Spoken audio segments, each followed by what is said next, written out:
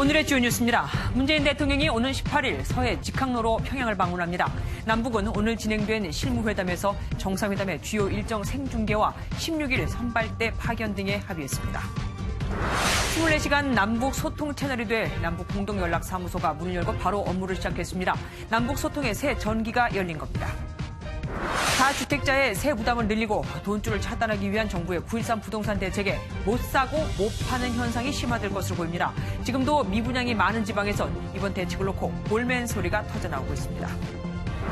이낙연 국무총리가 금리 인상을 언급한 가운데 한국은행이 부동산 안정만을 겨냥해 통화 정책을 정할 수는 없다고 밝혔습니다. 윤면식 한은 부총재는 금리 결정은 한은이 중립적이고 자율적으로 해야 한다고 강조했습니다.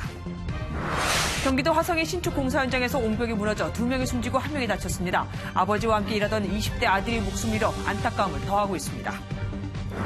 지난 9년간 갈등을 겪어온 쌍용차 노사가 해직자 119명 전원 복직에 합의했습니다. 사측은 올해 안에 해직자 중 60%를 내년까지 남은 40%를 채용하기로 약속했습니다.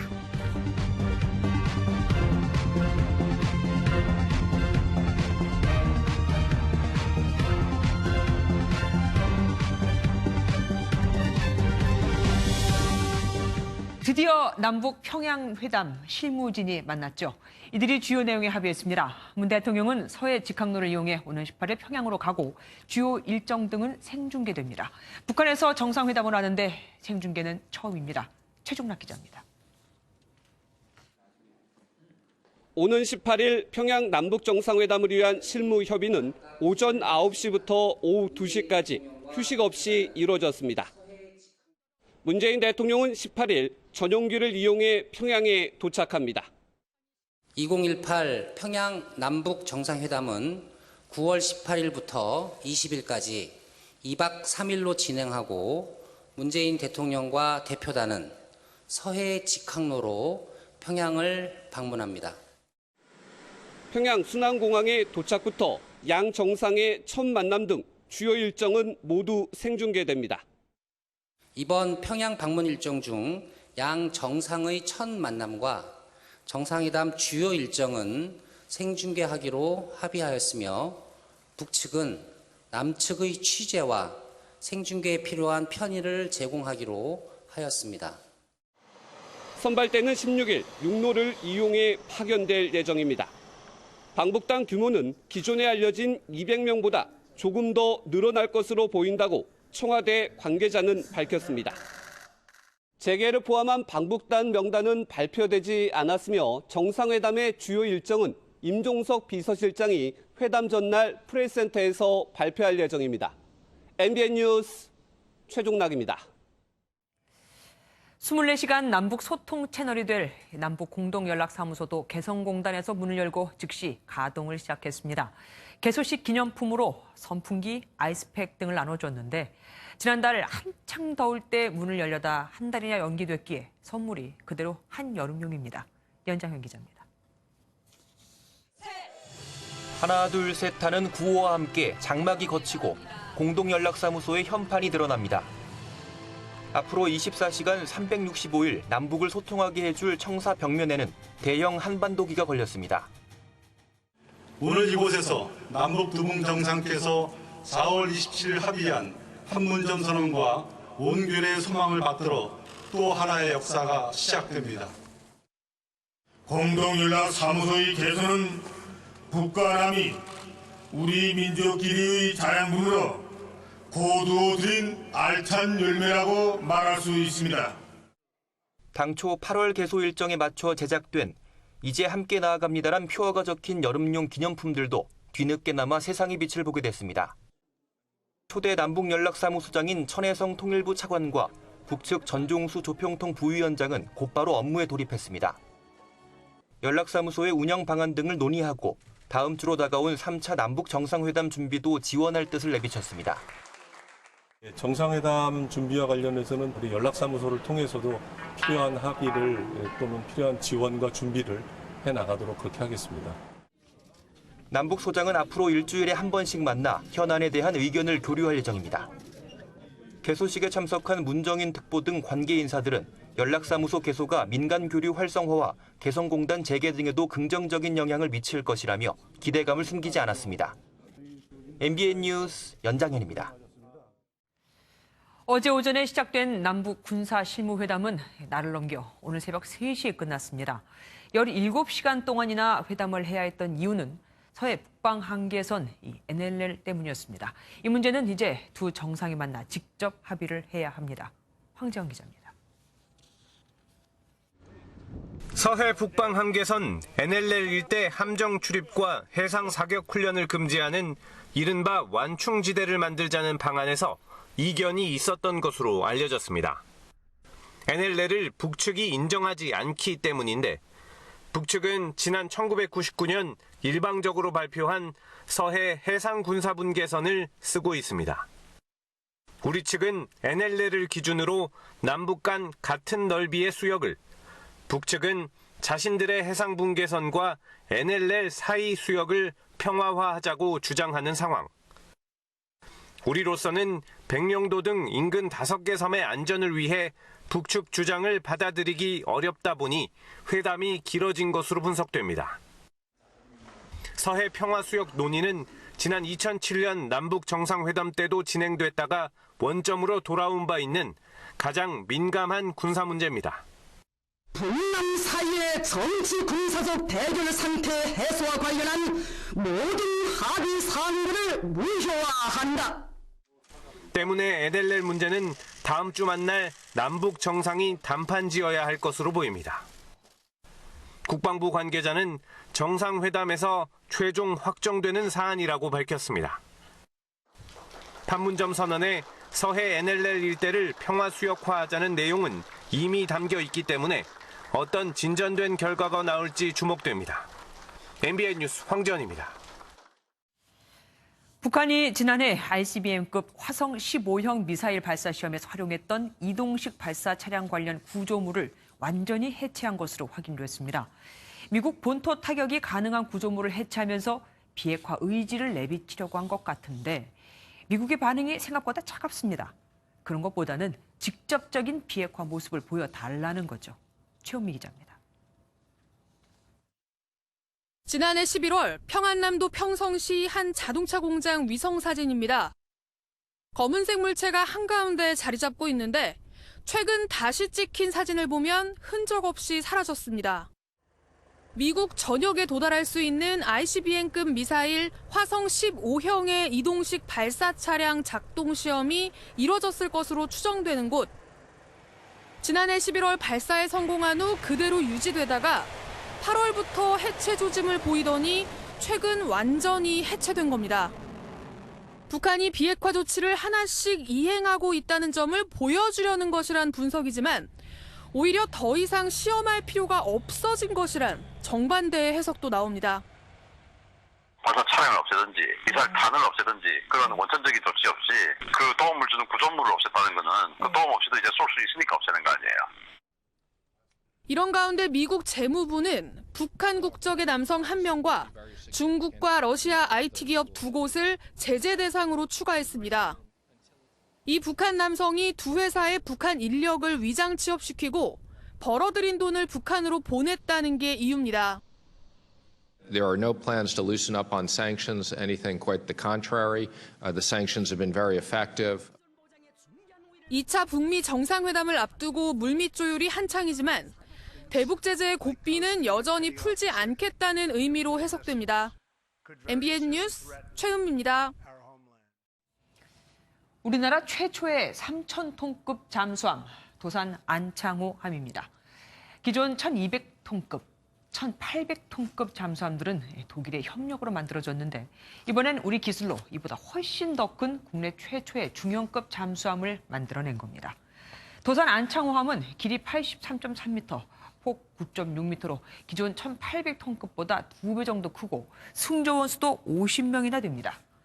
처음으로 탄도미사일을 탑재할 수 있는 수직 발사관 6개가 장착됐다는 점이 가장 중요하고요. 또한 물속에서 훨씬 더 오래, 더 멀리 움직이면서 기습 타격도 가능해졌습니다. 무장을 제외한 도산 안창호함의 순수 건조 비용은 한 척당 무려 1조 원이나 됩니다. 선체를 완성해 처음 물에 띄우는 이른바 진수식이 열렸는데 문재인 대통령이 여길 갈지 말지 고민이 많았다고 합니다. 송정 기자가 취재했습니다. 하나, 둘, 셋! 국내 최초 3,000톤급 잠수함인 도산 안창호함 진수식에 참석한 문재인 대통령. 평양에서 열릴 3차 남북 정상회담 준비에 바쁜 와중에 국방 일정을 소화하며 강한 안보를 강조했습니다. 힘을 통한 평화는 우리 정부가 추구하는 흔들림 없는 안보 전략입니다. 굳이 평양 방문을 나흘 앞두고 강한 국방력을 내세운 건 일부 보수층에서 제기하는 안보 불안을 잠재우려는 의도로 보입니다. 자칫 북한에서 민감하게 반응할 수 있다는 점에서 일정 강행을 놓고 청와대 내부에서도 고민이 있었던 것으로 알려졌습니다. 고심 끝에 참석하게 된 배경은 연이은 조선 경기 악화에 따른 경남과 거제 민심 고려와 조선 방위산업 활성화 의지로 보입니다. 조선 강국, 해양 강국으로 재도약은 거제 지역 경제에 새로운 활력을 일으키고 경남과 대한민국 경제를 살려낼 것입니다. 결국 조선 산업 부진과 보수층 안보 불안이라는 국내 요인을 고려해 3차 남북 정상회담을 코앞에 두고 문 대통령이 어려운 걸음을 했다는 분석입니다. MBN 뉴스 송정입니다. 어제 발표된 부동산 대책은 다주택자의 세액 부담을 늘려 시중에 매물을 내놓게 하고 또 대출을 막아 추가 매입을 차단하는 게 골자인데 이게 바람대로 되지는 않을 듯합니다. 투기 수요가 줄 수는 있겠지만 그렇다고 매도 물량이 늘어날 것 같지가 않거든요. 팔 때도 세금을 많이 내야 하기 때문입니다. 또한 팔면 다시 사기 힘들다는 인식도 강합니다. 박통일 기자입니다. 서울의 한 구청 주택임대사업자 등록 창구입니다.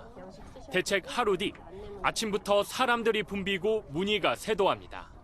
벌써도 지금 사람이 상담하고 있는 분도 계시고 해서 좀 많습니다. 요즘에는. 상당수는 현재 소유 중인 주택에 대해 임대사업자 등록을 고민하는 사람들입니다. 기존 주택에는 여전히 적용되는 혜택을 활용하려는 겁니다. 내년 말부터 내게 될 종합부동산세를 미리 고민하기보다는 일단 주택을 들고 가겠다는 분위기도 감지됩니다. 내년이 돼야 이제 반영이 돼서 내년에 나오겠지. 그것 때문에 팔고 그러진 않죠. 보유세 부담에 팔 것인지 그럼에도 불구하고 계속해서 가져갈 것인지 다주택자들의 선택이 앞으로 주택시장의 흐름을 결정할 것으로 예상이 됩니다. 물량 부족을 걱정하는 수요자들의 불안 심리는 오는 21일 발표될 공급 확대 방안의 구체적인 내용에 따라 해소 여부가 결정될 것으로 보입니다. MBN 뉴스 박통일입니다. 부동산 시장에 찬바람이 쌩쌩 부는 지방은 이번 부동산 정책에 기대를 걸었지만 정부는 이번에도 변죽만 울렸습니다. 지방에 있는 집을 사게 하는 정책은 없었다는 겁니다. 지방 민심이 흔들리고 있습니다. 김경기 기자입니다. 경남 창원시의 한 아파트. 입주가 코앞으로 다가왔지만 1,400가구 중 500가구가 주인을 찾지 못했습니다. 이곳뿐만이 아닙니다. 지방의 미분양 물량은 올해만 7,000가구 넘게 늘어나며 7년 6개월 만에 최대치를 기록했습니다. 사고 계신 분도 그렇고 사고도 하는 분들도 자꾸 내려가니까 또 떨어질까봐 사고 싶은 생각이 별로 안 든다.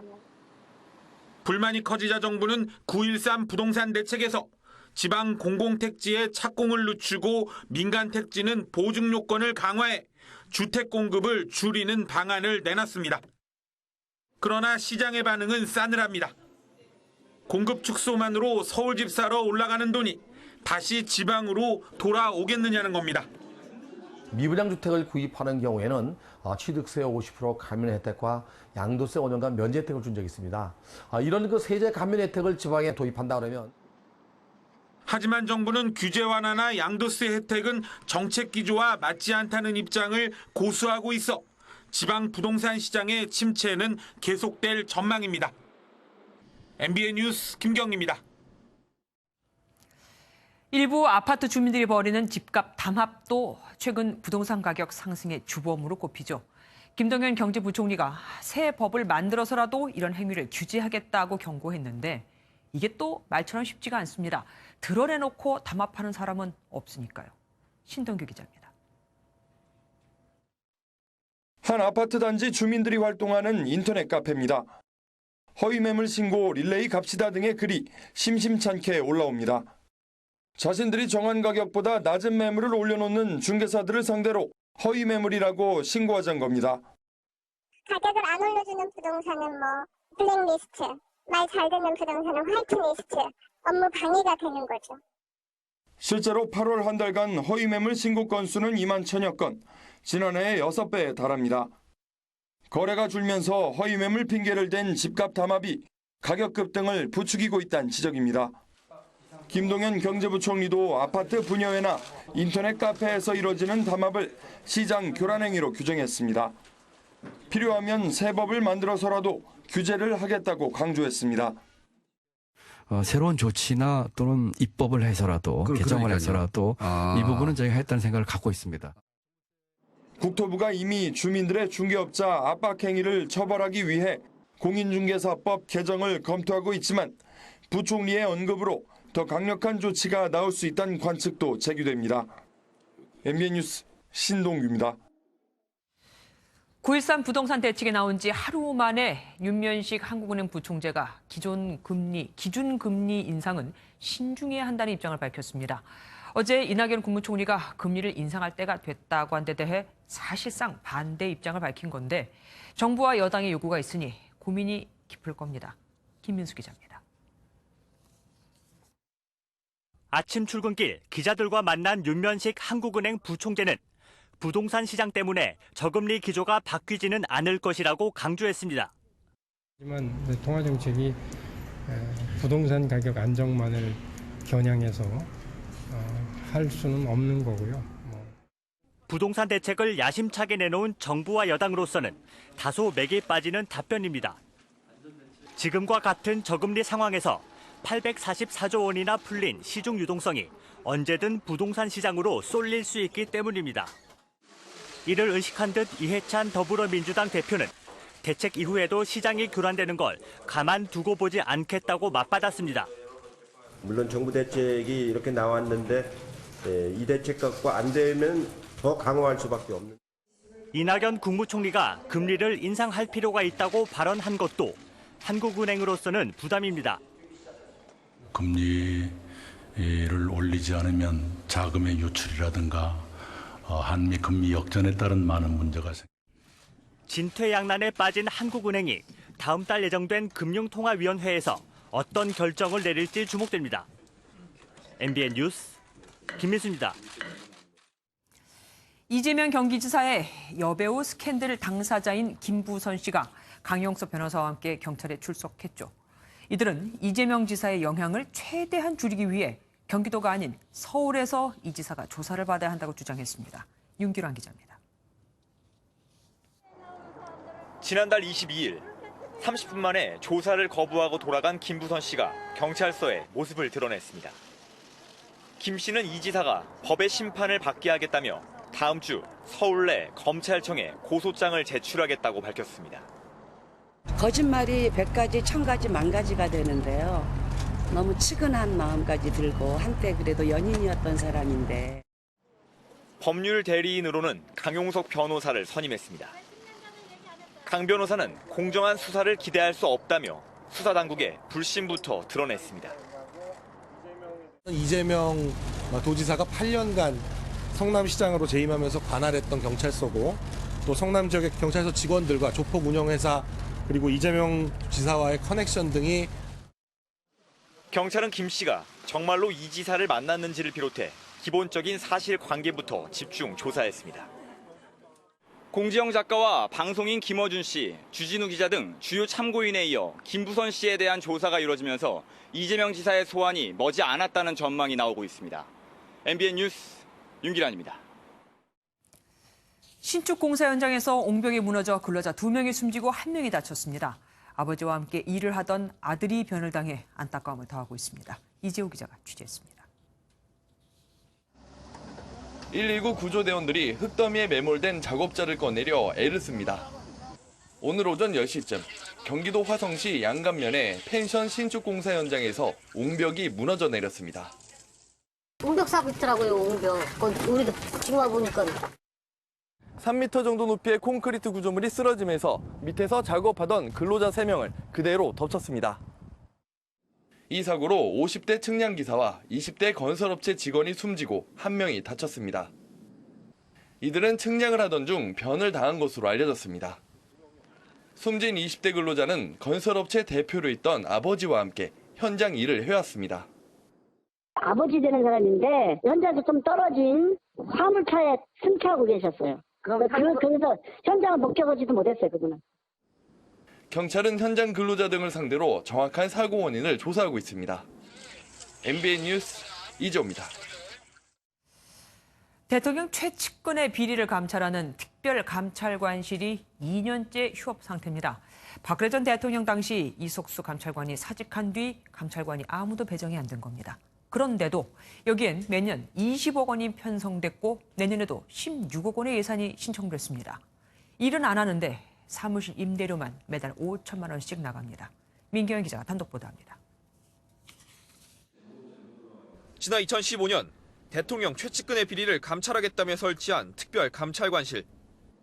하지만 이석수 초대 특별감찰관이 2016년 9월 사직한 뒤 신임 감찰관이 임명되지 않아 사실상 개점 휴업 상태입니다.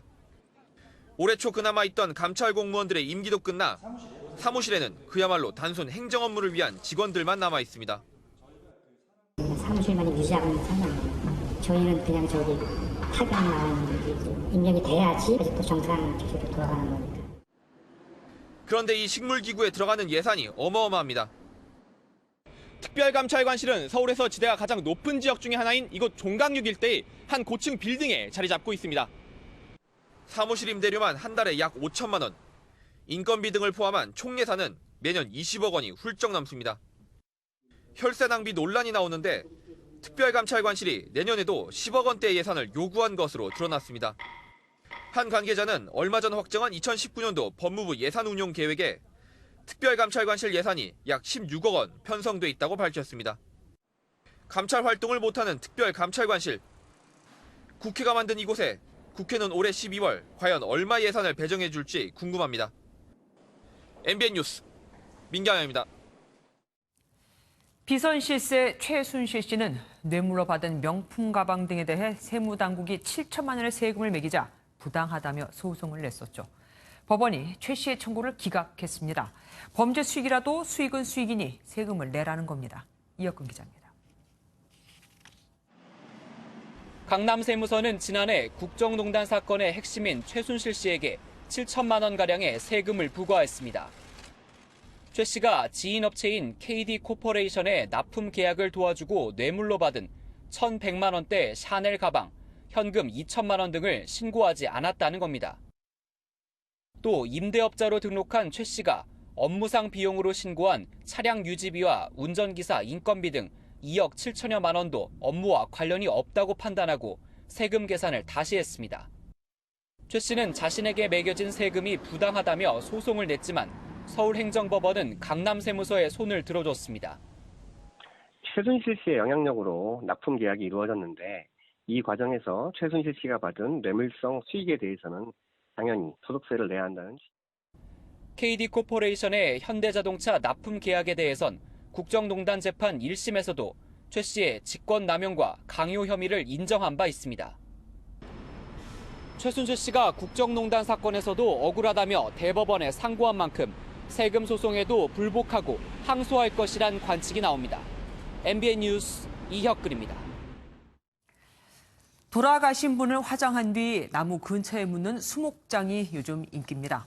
문의 전화가 하루에도 40~50통씩 걸려올 정도거든요. 왜 인기인지 손기준 기자가 현장에 가봤습니다. 나무들 사이로 군데군데 명패가 걸려 있고 고인을 추모하기 위한 꽃이 놓여 있습니다. 고인을 화장한 후 나무 근처에 묻는 수목장입니다. 지난 5월 숨진 구봉무 LG그룹 회장도 수목장을 선택하는 등 수목장은 요즘 가장 선호하는 장례 방식으로 꼽히고 있습니다. 약 2배 정도 늘었습니다. 올해 같은 경우는 평균적으로 한 40-50팀 정도 연락이 오고 있어요. 한 2년 이내에 분양이 완료될 걸로 지금 보고 있고요. 낙골당이라는 거는 너무 좁고 막 그렇잖아요. 근데 여기는 너무 자연이고 그러니까 너무 좋더라고요, 여기 오니까. 문제는 전국의 수목장님 87곳 가운데 대부분이 사설 수목장님이다 보니 이용하는 비용이 만만치 않습니다. 최근에는 묘지보다 훨씬 작은 면적을 차지하는 잔디장까지 등장해 눈길을 끌고 있습니다. 자연장지를 쓰게 되면 그 면적의 훼손의 10분의 1 정도밖에 안 됩니다. 즉 묘지를 쓸 10평에 한 50명 내지 60명을 같이 공동으로 쓸 수 있다라는. 산림청은 수목장님을 추가로 개설할 계획이지만 당분간 치솟는 수요를 감당하기 어려워 보입니다. MBN 뉴스 송기준입니다. 보신 것처럼 수목장에 대한 수요는 늘고 있는데 시설은 많이 부족합니다. 그러다 보니 일부 사설업체는 최고 8천만 원까지 터무니없는 값을 요구하기도 하는데 이를 관리 감독해야 할 보건복지부는 제재 권한이 없다고 합니다. 그럼 누가 이들을 제재해야 할까요? 이어서 조희로 기자가 취재했습니다. 수도권에 있는 유명 사설 수목장님입니다. 취재진이 직접 찾아가 수목장 가격을 알아봤습니다. 그럼 딱 두 분이어서 330짜리 하셔도 되고요. 더 큰 나무도 있는지 물어보니 금세 가격이 훌쩍 뛰니다. 8천만짜리죠. 위에 쪽에 한번 보면 좋은데 6,500짜리. 한두 자리가 남았어요. 수목장의 수요가 급증하자 일부 사설업체가 제시한 비용은 산림청이 운영하는 수목장님보다 최대 30배나 차이가 납니다. 이에 대해 관리당국은 관련 법규가 없다는 이유로 손을 놓고 있습니다. 저희가 가격을 얼마 이상 얼마 이하 그런 식으로 제한을 두고 있지는 않습니다. 지금 현재로는 그런 거는 법률에 규정이 안 돼 있는데요. 자연장지 관리자는 장지 실제 사용료를 온라인에 등록해야 하는데 확인 결과 실제 가격과 큰 차이가 나는가 하면 아예 가격 정보가 없는 곳도 수두룩했습니다. 이게 이제 그 상업적으로 이용되는 부분들이 많이 있다 보니까 이제 보건복지부가 법 제도를 강화시켜야 되는 겁니다. 정부의 부실한 관리 감독에 고인을 보내는 마지막 길에 피해가 우려되고 있습니다. MBN 뉴스 조희로입니다. 감염 위험이 가장 컸던 밀접 접촉자 그룹에 대해 보건당국이 어제 메르스 전수조사를 벌였는데 21명 모두가 음성이 나왔습니다. 우선은 한숨 나도 되겠죠. 조경진 기자입니다. 메르스 확진자의 밀접 접촉자 21명 전원에게 메르스 음성 판정이 나왔습니다. 메르스의 평균 잠복기인 6일을 고려하여 확진 환자에게 노출된 후 6일째 되는 9월 13일에 21명 전원을 대상으로 메르스 1차 검사를 실시하여 모두 음성임을 확인하였습니다. 오는 20일 한 번 더 검사를 진행해 또 음성이 나오면 최장 잠복기가 되는 오는 22일 오전 0시에 격리가 해제됩니다. 서울대병원에 입원 중인 확진 환자는 안정적인 상태로 전해집니다. 보건당국은 메르스의 대규모 확산 가능성은 낮다고 봤습니다. 초기에 신속하게 대응을 했다든지 또 학계와 적절하게 협력 관계를 유지를 했고 여러 가지 점들을 고려할 때 아마 대규모 확산은 없지 않을까라고 이렇게 평가를. 이대로라면 약 한 달 후면 메르스 종료가 공식 선언될 전망입니다. 보건당국은 아직 규명되지 않은 감염 원인과 경로를 파악하기 위해 쿠웨이트 정부, WHO와 함께 조사를 진행할 방침입니다. MBN 뉴스 조경진입니다. 장염 증세로 병원에 가서 수액을 맞은 50대 여성이 숨졌습니다. 수액을 맞다 환자가 숨진 일이 이달에만 벌써 두 번째입니다. 노승환 기자입니다. 장염 증세로 동네 의원을 찾은 50대 여성이 숨졌습니다.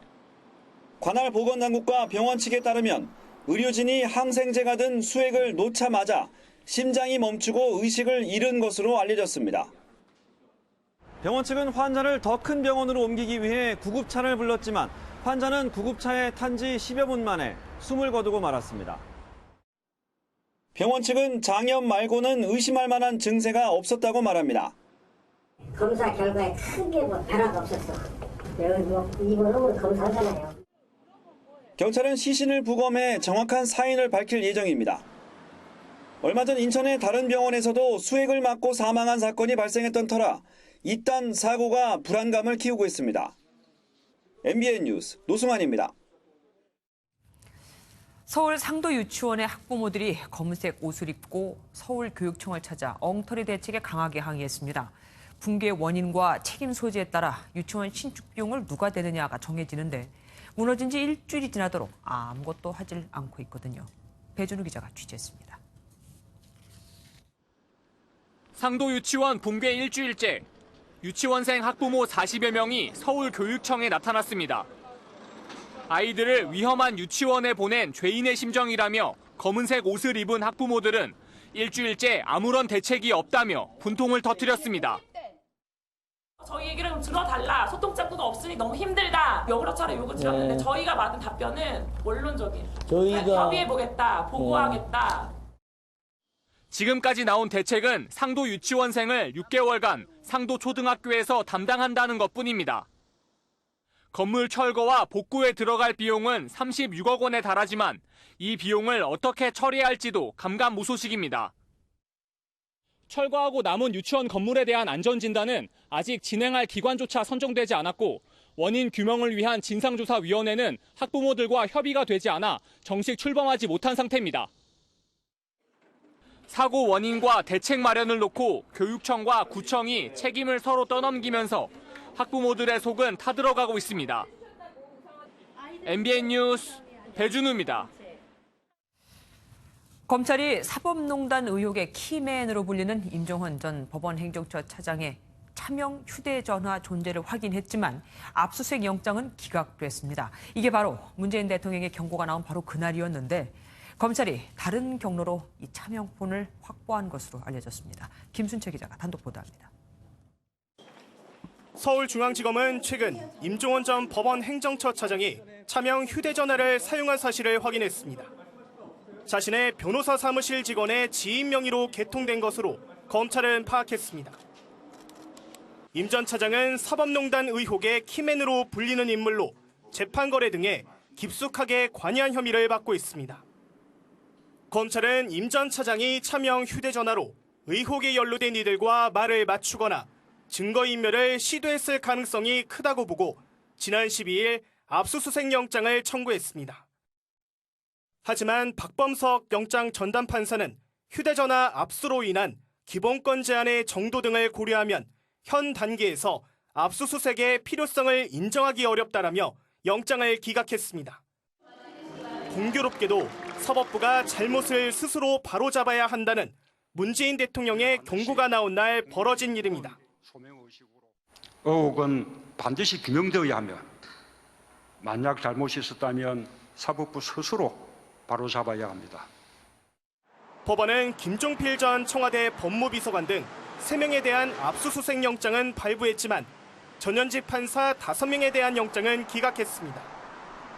임 전 차장의 사무실 직원을 설득해 오늘 오후 차명 휴대전화를 이미 제출받은 검찰은 통화 내역 등을 분석 중이라고 밝혔습니다. MBN 뉴스 김순철입니다.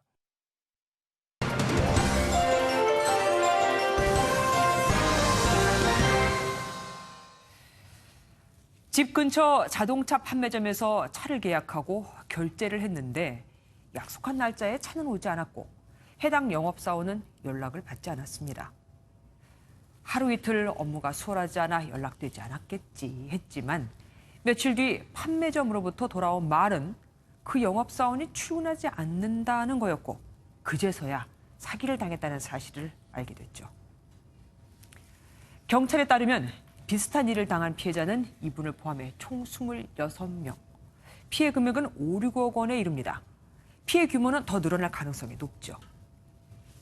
그런데 피해 고객들의 보상 요구에 정작 자동차 본사는 이렇다 할 구제책을 내놓지 않고 있습니다. 직접 고용이 아니라 개인 사업자 신분이라 판매 대리점 혹은 개인의 일이지 우리와는 관계가 없다는 겁니다. 여론 악화를 우려해 할 수 있는 게 있는지 논의 중이라고는 하지만 사태 해결에 소극적인 건 마찬가지입니다. 차를 살 때 지점, 대리점 이렇게 구분해서 가는 고객이 몇이나 될까요? 영업사원에게 차를 사는 건 그 영업사원 개인을 믿는 게 아니라 그 큰 자동차 회사를 믿는 겁니다. 민법 제756조에는 계약에 의해 임금을 받는 노동자가 제3자에게 손해를 입혔다면 기업도 배상할 책임이 있다는 규정이 있습니다. 법적으로 직접 고용이 아니더라도 채용부터 본사의 통제를 받았다면 피해 보상에 대해 본사도 책임이 있다고 볼 수 있는 거죠. 실제로 메르세데스 벤츠 코리아는 2년 전 판매 전 시장 영업 직원의 대금 횡령 사건이 발생하자 사용자 배상 책임 규정에 따라 차값 비용을 전액 다 합의금으로 제공했었습니다.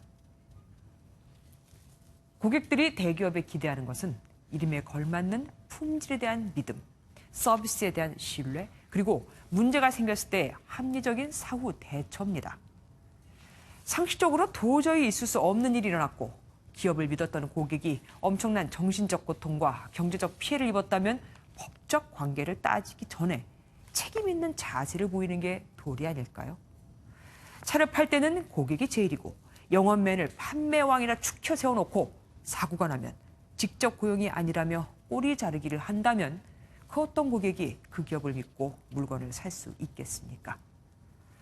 기업이 주창하는 고객 제일주의 정신은 바로 이럴 때 필요한 겁니다. 뉴스 초점이었습니다.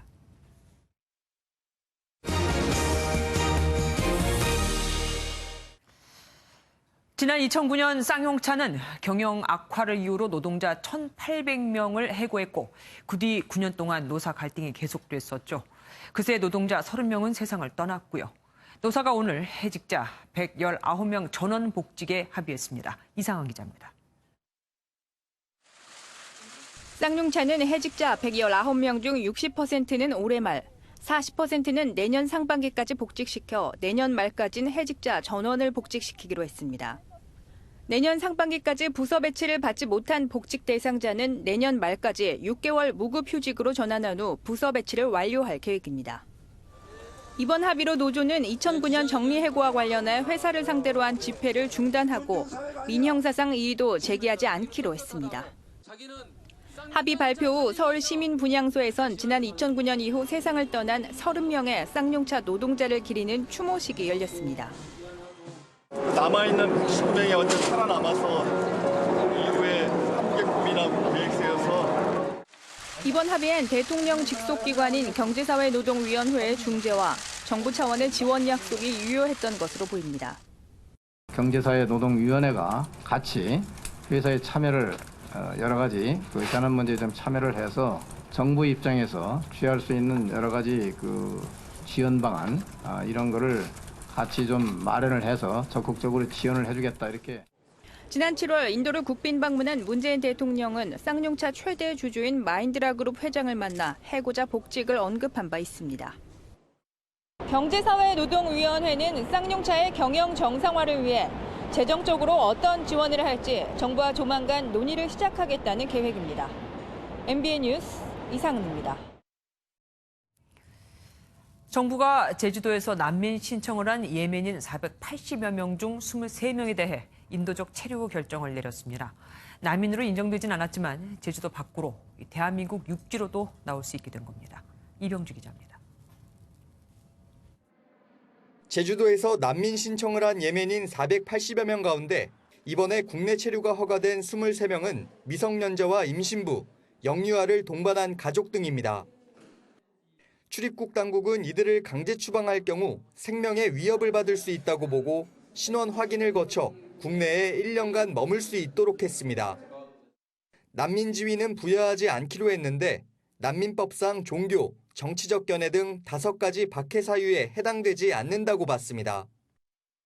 어려운 그런 개인적인 사정이 있는 사람들에 대해서 국가에서 어떤 시혜적으로 인도적 체류 허가 결정을 해준 것으로 그렇게 생각이 됩니다. 체류 기간을 연장하기 위해선 1년마다 허가를 받아야 하지만 출도 제한 조치가 풀리면서 대한민국 어디든지 이동할 수 있게 됐습니다. 법무부는 남은 460여 명에 대한 심사도 서둘러 10월 안으로 마무리한다는 계획입니다. MBN 뉴스 이병주입니다. 소매치기로 150만 원을 훔친 70대 할머니가 경찰에 붙잡혔습니다. 20대부터 남의 물건을 훔치다 무려 30년이나 감옥살이를 했었던 할머니인데 생활고는 어쩔 수 없었습니다. 신재우 기자입니다. 5일장이 들어선 재래시장에 사람들이 분주히 돌아다닙니다. 그런데 지팡이를 든 할머니 한 명이 노점 안쪽에 놓인 가방을 뒤지기 시작합니다. 곧 무언가를 꺼내들고 지팡이도 짚지 않은 채 황급히 도망갑니다. 이런 방식으로 지난 6월부터 8월까지 3차례에 걸쳐 150여만 원을 훔친 70대 장모 씨가 경찰에 붙잡혔습니다. 장 씨는 주로 복잡한 재래시장에 있는 상인과 손님들이 방심하고 있는 틈을 타 가방에 있는 현금을 노렸습니다. 하지만 절도 행각은 이번뿐만이 아니었습니다.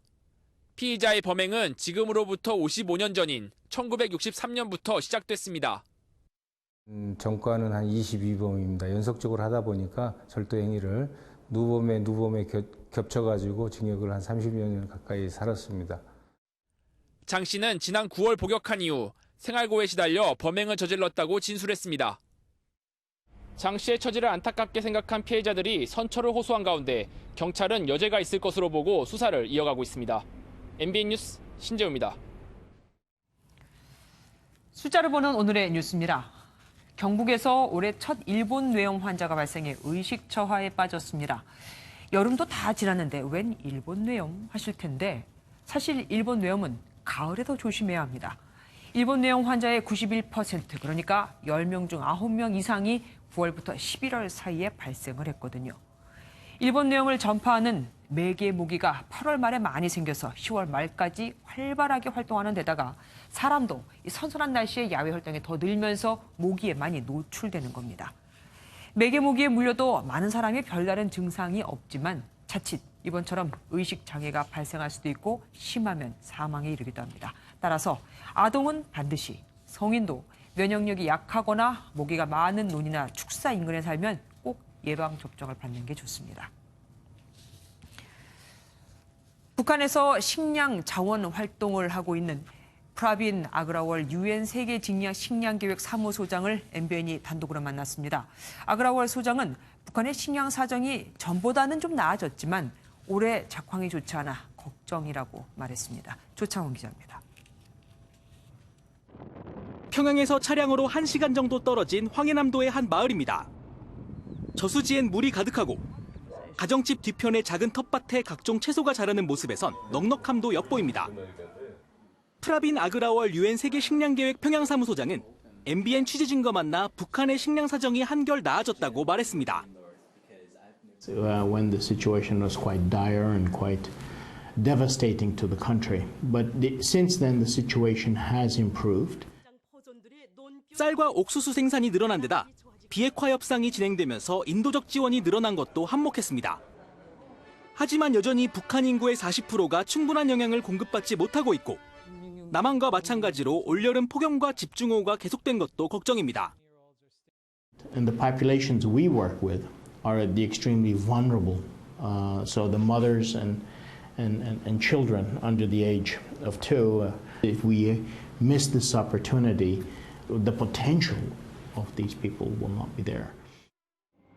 아그라월 소장은 남북 정상회담 이후 국제기구의 지원 활동에 대한 북한 당국의 시선도 훨씬 더 호의적으로 바뀌었다며 계속적인 지원을 당부했습니다. MBN 뉴스 조창훈입니다. 지금 남산골 한옥마을에서는 음식잔치가 열리고 있습니다. 벌써 2만 명이 다녀갔을 정도로 성황을 이루고 있다고 합니다. 김태일 기자가 다녀왔습니다. 갖가지 음식 냄새가 코끝을 자극하는 남산골 한옥마을. 30여 곳의 부스에서 조리되는 음식들이 관람객들의 발길을 잡습니다. 제3회 남산 한국의 맛 축제에 이틀 새 2만여 명의 관람객이 방문했습니다. 우리 한국의 맛, 세계의 맛으로 만들어 나가고 또 이 한국의 맛 축제가 한류의 출발이자 정점이 될 수 있도록 관람객 모두 시원한 가을바람과 함께 맛있는 음식을 나누며 즐거운 모습입니다. 여러 가지로 고를 수 있는 게 많고 뭐 이런 분위기에 이 정도 퀄리티면은 괜찮게 먹는 거 아닌가라고 생각이 되네요. 바람도 서늘하고 이렇게 여기 와서 앉아서 식사하니까 너무 좋으네요. 북한식 소고기 초무침과 가자미 식혜 등 평소 접해보지 못한 북한 음식들을 맛보는 재미까지 있습니다. 그렇게 크게 다른 걸 잘 모르겠는데 간이 세진 않아요. 음식과 함께 각종 공연도 펼쳐져 관람객들의 입은 물론 눈과 귀까지 즐겁게 하고 있습니다. 맛있는 축제, 남산 한국의 맛 축제는 오는 일요일까지 열립니다. MBN 뉴스 김태일입니다.